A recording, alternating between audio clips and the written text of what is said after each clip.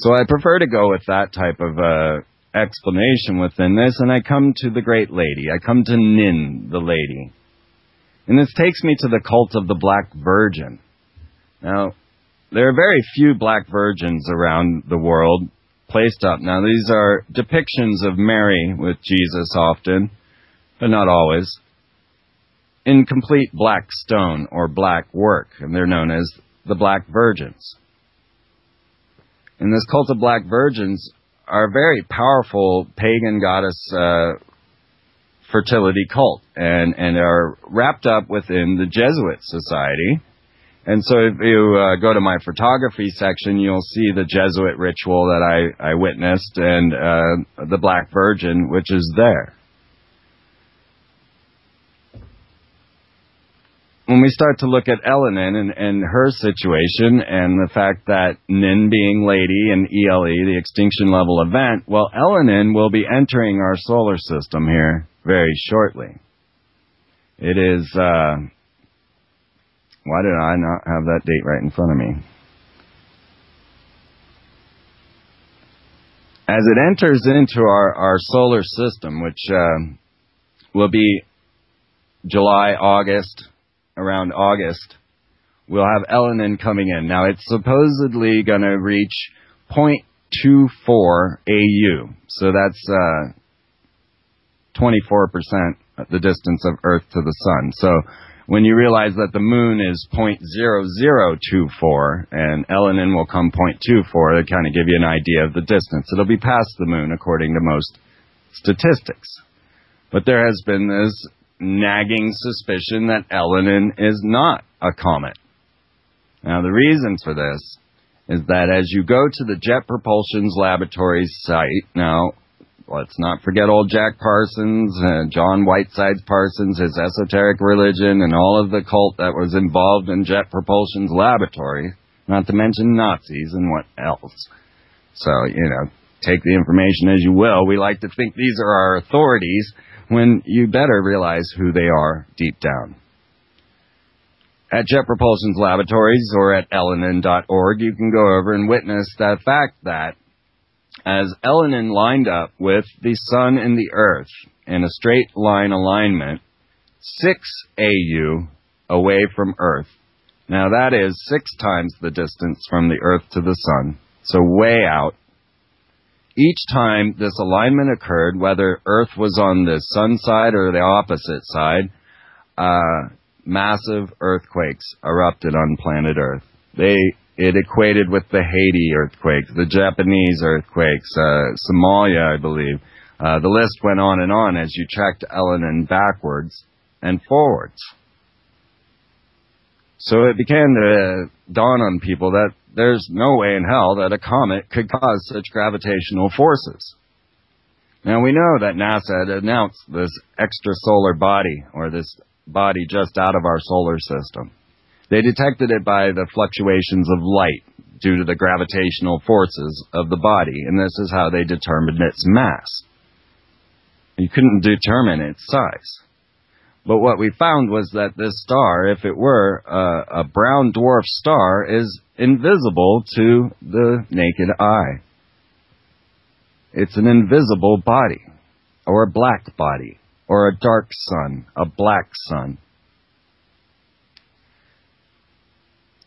And so there needed to be devices placed to be able to see into the infrared and to try to see this brown dwarf star. And immediately, things began rising into space. We had the IRAS, the IRAS satellite system go up to see into the infrared. We had the WISE satellite, the wide infrared spectrum.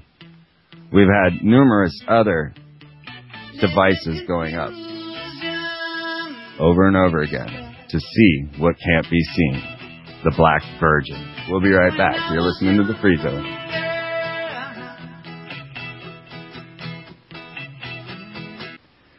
So back to Elenin. As we look to Elenin and its arrival, this is pretty soon now, just a month away as it starts to get close. Already the hype is going out around that either Elenin is Planet X, Elenin perhaps is a brown dwarf star due to the gravitational effects seen by the alignments, or is a craft of some alien sort that is bringing the gods back to planet Earth. Now, curious when we start to look into the symbolic nature of that. As Elenin enters our region, as it comes and starts getting closer to Earth, it's going to enter our solar system through the astrological house of Virgo, or the Virgin. So now we have Elenin, Lady Virgin, extinction at level event. As it comes down and it aligns with Earth, Sun, and Mercury, and at this point, this is when it's 0.24 AU away. That's on September 27th. At this moment, Elenin enters the house of Libra. So now we have Our Lady Justice, the Black Virgin Lady Justice. And strangely enough, this is very much the depiction that Hesiod uses in his explanation of the planets, using the gods as they did back in his time, and expressing the astronomical studies through these mythological tales so that they will carry on through time. Speaks of Nemesis, as NASA has classified this potential binary star. They call it Nemesis. And they discussed this openly before making it a reality or even discussing Nemesis as a reality. It was a hypothesis. But as things started to unfold, we began to realize that this story might be more true than not. Unfortunately, without my glasses, I've yet to be able to find the passage with Hesiod, and maybe my roommate will help me, my astrologer friend, to find that passage where he mentions the Black Lady Justice in his astronomical studies. So now we have Elenin as the Black Lady Justice, or at least the Lady Virgin Justice, because it enters in Virgo and approaches in Libra.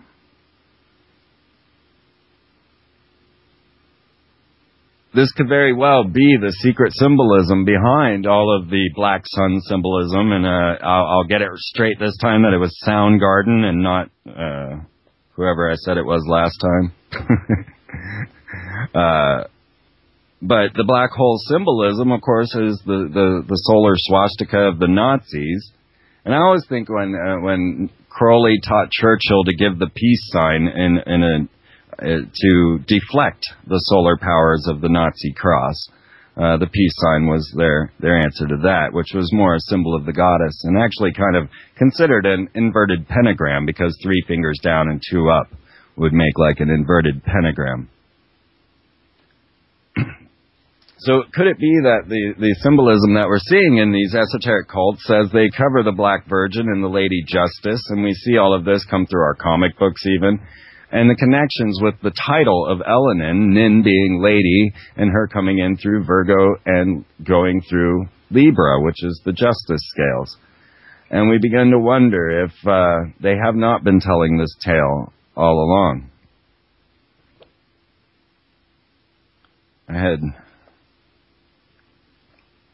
many things marked for discussion today, because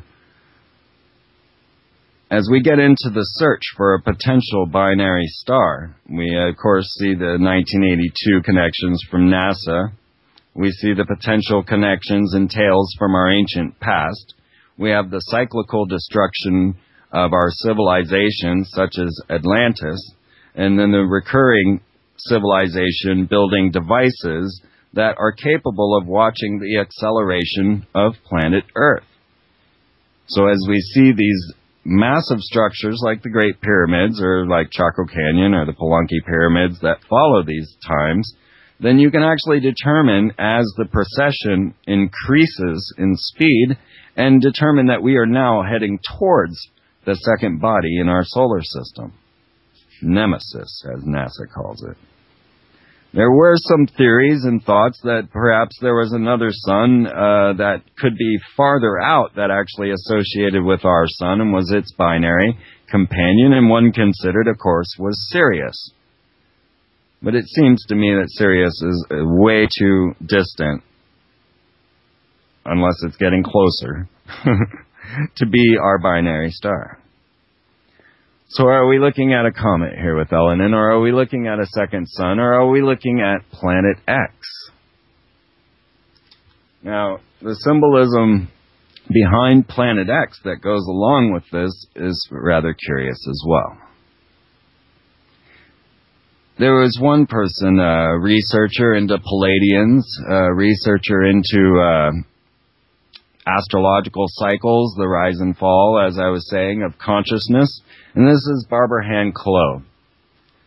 Now, she was one of my favorite Palladian channelers back in 1995 or 96, around that area. And I learned a lot. And I actually started to really relate with the Palladian information at that time, thanks to her. I believe she wrote the Palladian Agenda.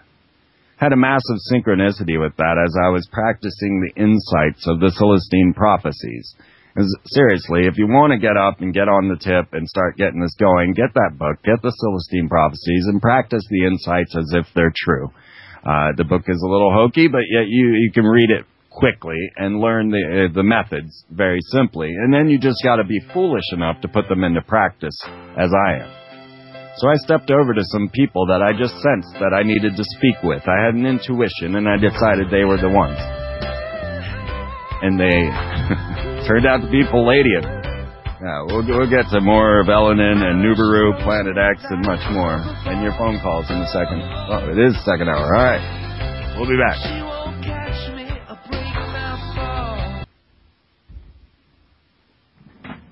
Did I miss the intro?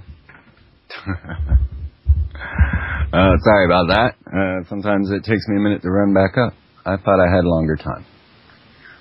So here we are, back in the second hour, and I'm sure my time is just about to run out. Let's see, we got a couple of minutes. All right.